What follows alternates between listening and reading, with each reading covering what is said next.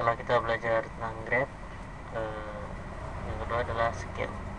Scale adalah skala untuk membesar kecilkan suatu objek.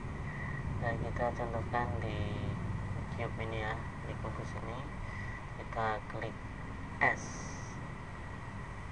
kita bisa membesar kecilkan objek ini.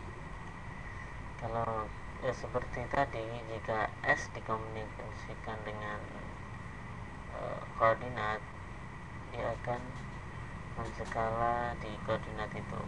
Contohnya adalah S X ya, dia maka di sumbu X dia diskalakan S Y ya, S Z ya, itulah gunanya shortcut S